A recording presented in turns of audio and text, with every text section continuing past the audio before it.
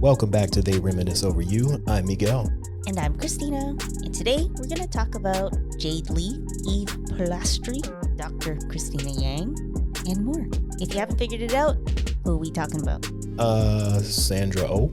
Yes, fellow Canadian, Ms. Sandra Oh. She is a Canadian, even though sometimes she claims American, apparently. Well, she's a Canadian who became an American. Kind of like work. me, but the opposite way. All right, shall we get into it? I think we should. All right. So just thinking about her career and all of that good stuff, when did you first become aware of Sandra Oh? Well, I became aware of her way back when, in 1994, in the movie Double Happiness, which was her second movie ever. And so this was filmed in Vancouver, I believe. And the reason why I remember this so much, because it was a story about a woman growing up with traditional Chinese parents and the strife that comes with that. Okay. And as an Asian woman with immigrant parents, I could relate to it. Okay. And it wasn't a story that I had really ever seen on TV. And things that I thought were just like, oh, my family's just weird, I guess. And then I realized it's like, This is everybody's family? yeah, it's like, okay, there are certain common experiences when you are a child of immigrants and you're growing in a Western society and your family is from an Eastern society. Right. So I was like, wow, I really like this movie because I can relate to it. Okay. And I got my mom to watch it because I was trying to be like, hint, hint. And She wasn't catching completely it? missed the point. She was just like, ugh. So it didn't work out. But it definitely left an impression on me. Okay. I was actually thinking about it as we were doing research for this, that I was like, wow, I can't believe that movie actually got made. But then this was that time. You know how I always say we were so optimistic in the 90s? Right. In the 90s, blah, blah, blah. And this was that run where people of color were just given a chance to do stuff. Yeah. Because this came out in 1994.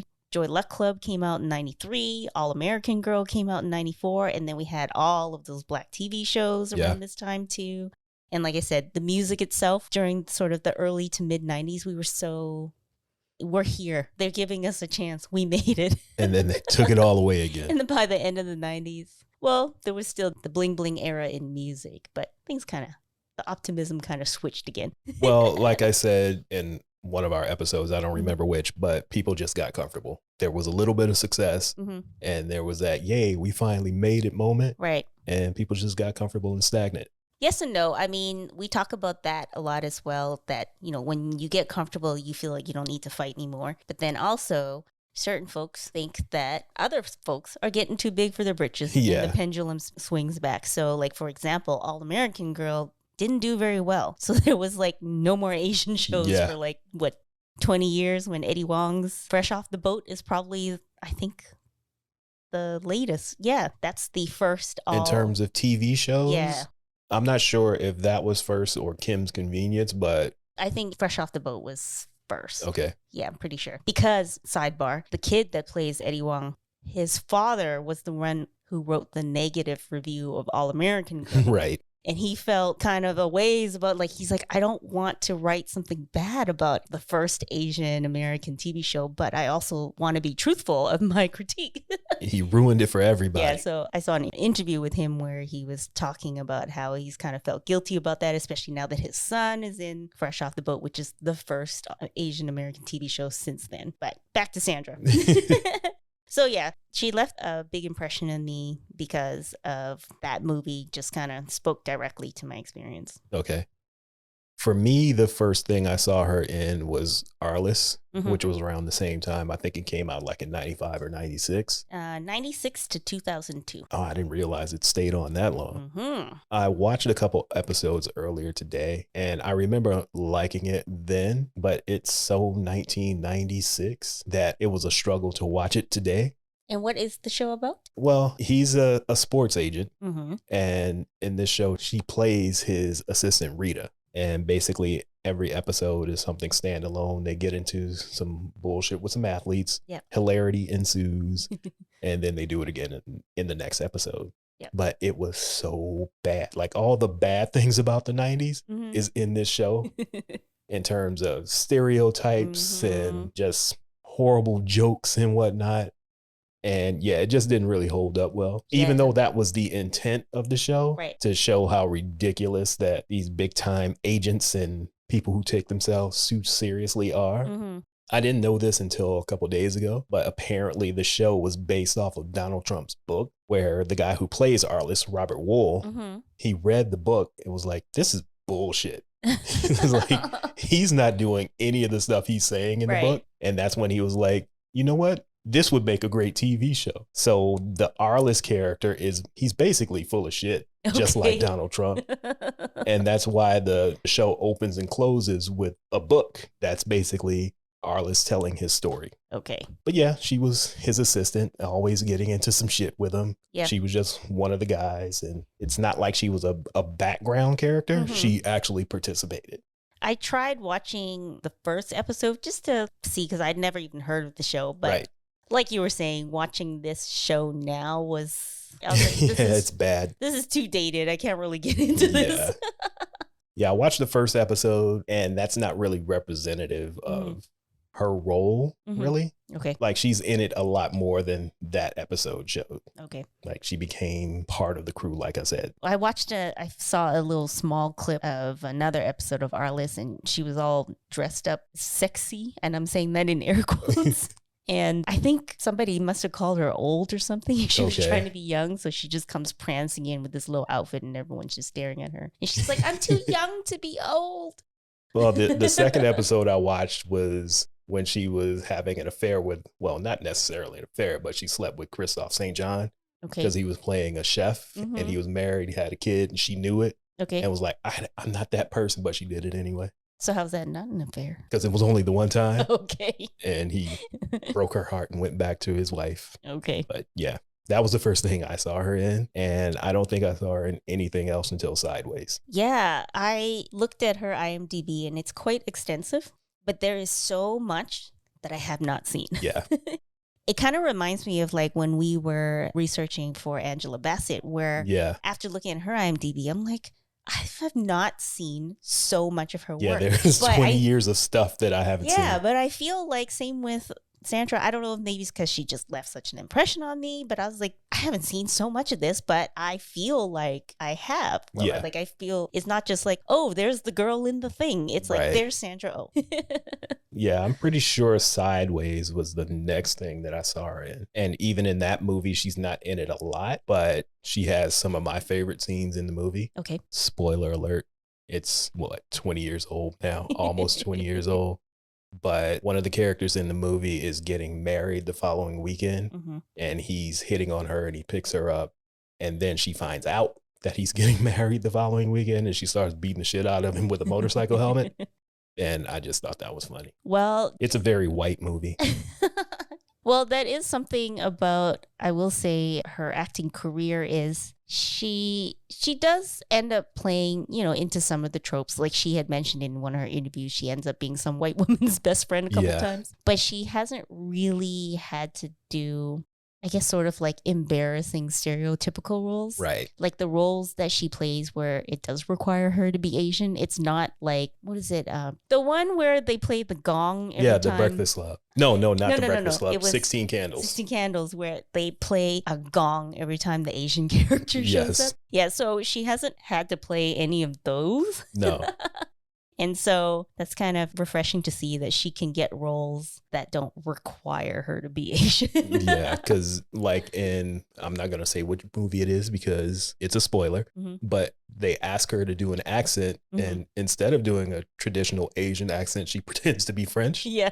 And I thought that was funny. Would you like a Parisian accent? They're looking at her like, no. And you know what we want. And the funny thing is, is that a spoiler? That's also It is. It's an old movie too, but Double Happiness, which I had already mentioned. Right.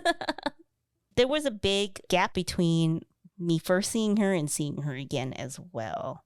So I'd never heard of Arliss, but that was your first introduction. So Yeah. when do you remember sort of seeing her again? It was probably in things like Sideways or Under the Tuscan Sun, which I haven't seen, but I knew she was in it just because she was in the commercials and the trailers and whatnot. So there's a lot of stuff on her IMDb that I was aware of, but I haven't seen it. Right. So I knew who she was. I just wasn't watching her stuff, if that makes sense. Yeah, no, that makes sense. Because I think the next thing that I remember her being in was Grey's Anatomy, because she had a big role in that. But I have never watched Grey's Anatomy, and I cannot bring myself to watch it because of this roommate that I had.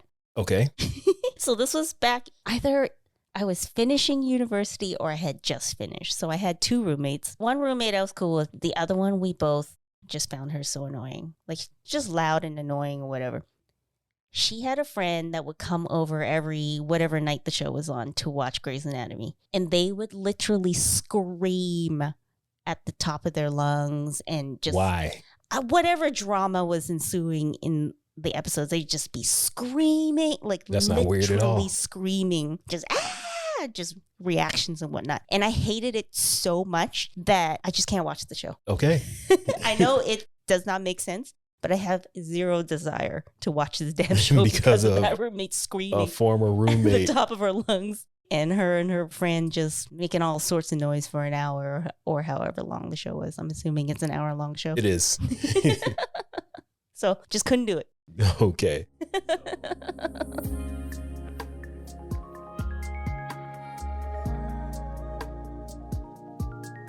Since we've mentioned Grey's Anatomy and you haven't seen that, Yep.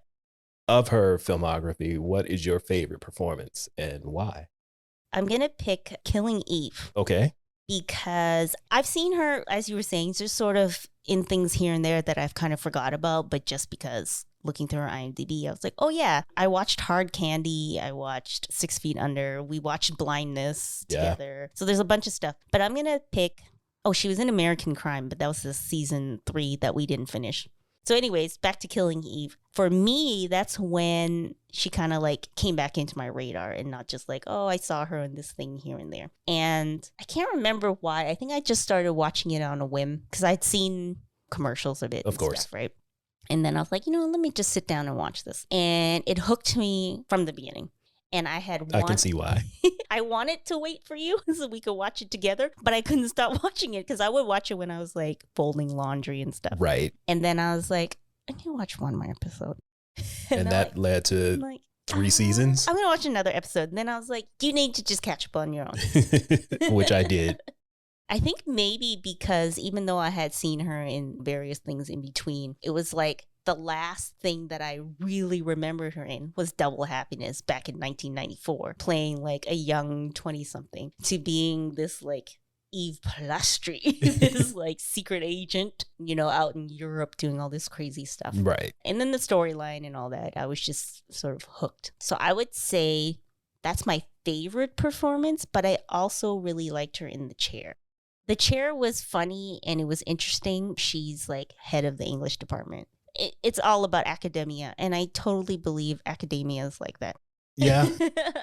Because it's all about tenure and paying your dues and whatnot. And does this person deserve this job? Yes. And then, of course, are you just taking it because you're being offered it because you're a token? Because she was the first Asian woman to ever hold so this there's a lot going on with that show. And it was done really well. I think I still prefer Killing Eve just because there's a lot more drama to get into. And it asks a lot more of her as an actress. Right. To play the role of Eve. And plus, it's just a really major lead role for her. I saw in that interview that you sent me that the reason that she's doing things like this now is because she has said that she's only auditioning for roles that are essential to the plot. So she's not going to be playing the best friend anymore. So if it doesn't move the story forward and it's not a lead role, she's not even going to audition for it. I appreciate that. Makes sense. I mean, like, I've done enough. She's been in the industry for a long time. Yeah. It's about time she becomes leading lady. And well, actually, that was before she did Grey's Anatomy. She said this was around the time she was doing the best friend stuff, like Under the Tuscan Sun and Cake and all that. And she moved on. It was like, nope, I'm only doing real shit from now on. But for me, the answer should be Killing Eve. because the show is so ridiculous. And her character is such a basket case. And you see the progression over the Yeah. seasons too. And that should be my favorite one, but it isn't. Okay. I'm going with Last Night. Okay. Another Canadian film. Yeah, because it's one of her earlier films. Mm-hmm.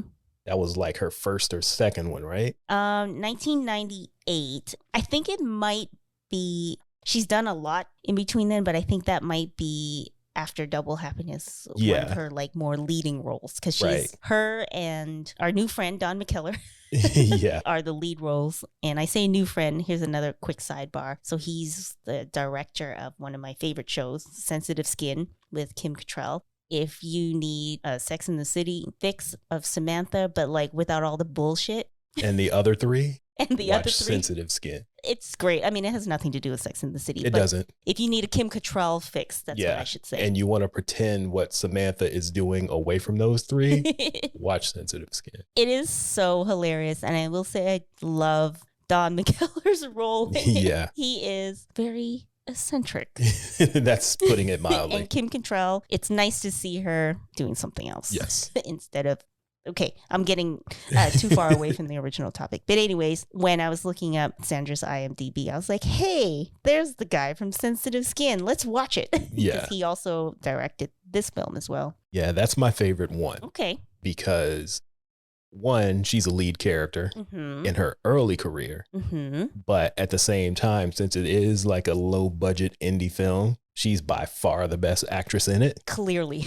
And you can see that she's very talented, even though she was 22, 24, something like that. Yeah.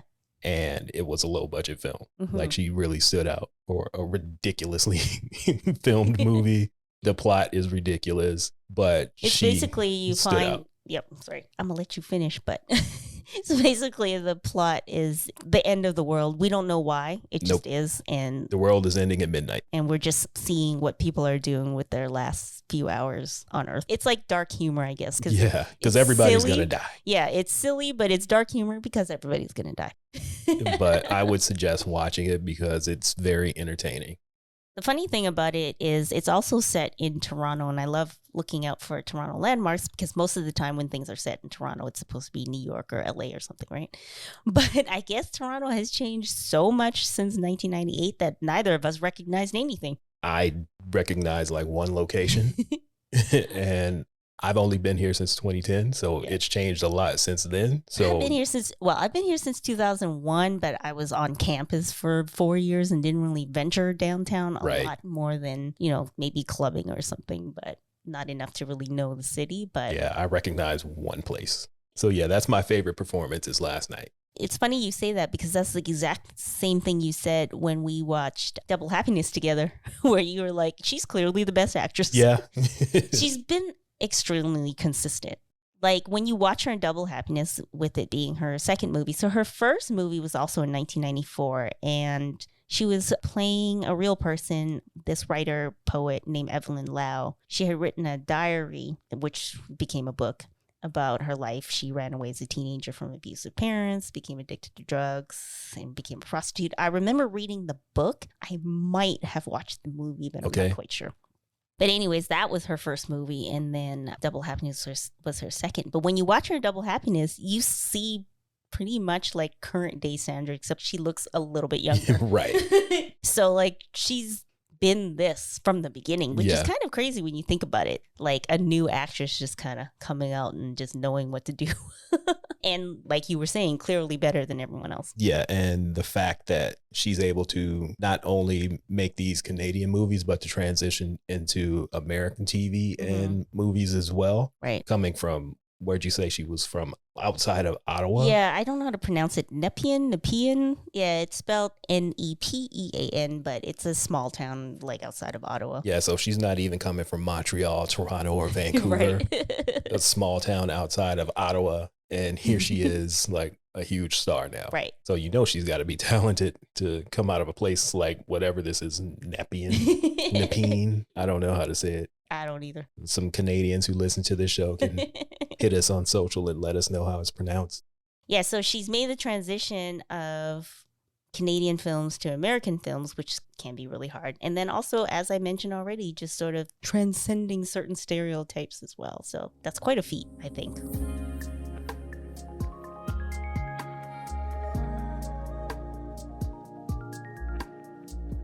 All right, so since we've gone through the things that we've watched recently, the things that we watched in the past with her in it, what would you suggest for our listeners to watch, but, without spoilers? Oh, before I make a suggestion, can I make a suggestion for something to avoid? Okay. That one that I made you watch. Catfight. Catfight is terrible. Yeah, it's a bad movie.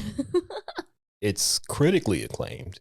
Yes. I see what they were trying to do with the satire, but it just wasn't done very well. It wasn't. I think she did the best with what she could. But I'm going to tell you why I like it, because I like when people of color are allowed to make bad movies. That's true. Because white people get to make bad movies all the time. Yeah. So I'm glad that she was able to make this movie. She's a lead in the movie.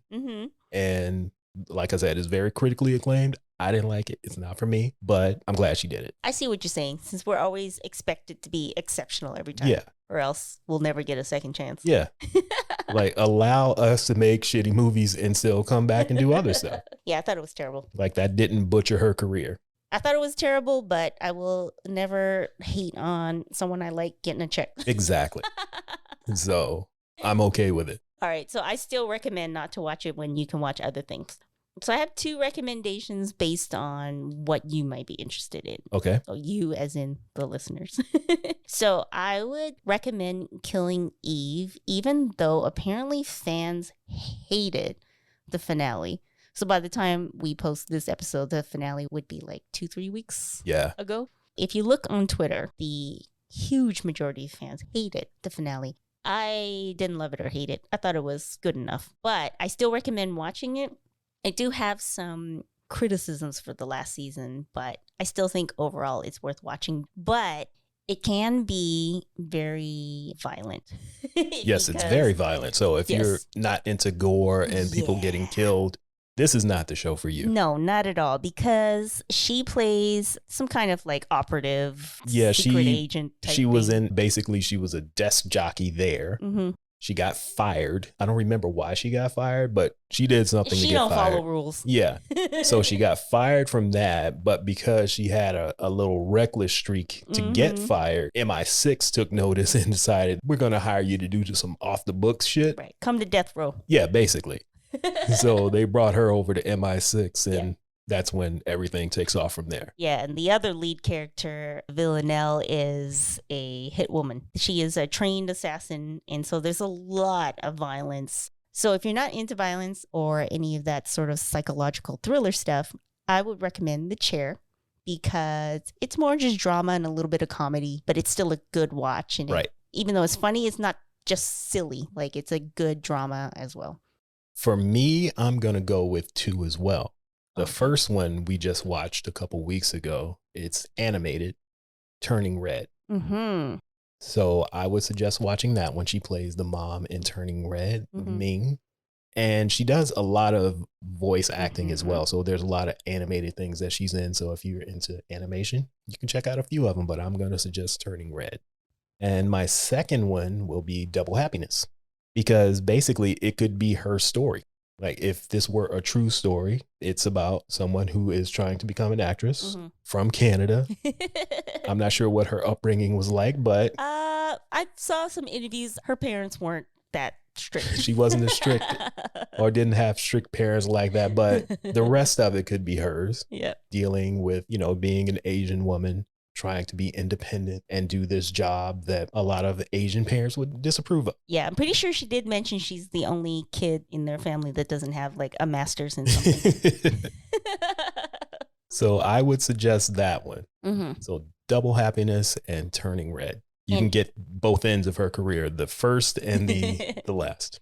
The only reason why I didn't suggest Turning Red is because it's not obvious that it's her. I mean, that's true. You can recognize her voice, but I didn't even realize it was her until you told me. And then I was like, oh, yeah, because now I'm like, it kind of looks like her. But it's just a cute movie anyway. So, and the thing with trying to watch Double Happiness is I don't think it's available. Well, it's not available, at least in Canada. And if it's not available in Canada in any streaming services, I'm sure it's not available in the US. Right. But somebody does have it on YouTube for now. Yeah. So if you're hearing this, go look it up right now because it might get pulled down. Yes. And if you're listening to it, just check troypodcast.com and we'll have a link to it there. Yep. If the link still exists. Yes. If the link is still up, we will link to it. We will link to it. But I don't know if, what is it called? The Canadian National Board of Film, whatever. I don't know if they really comb YouTube for uploads like that. So hopefully it'll still be up by the time. I don't know how long it's been up, but it might survive. Yeah.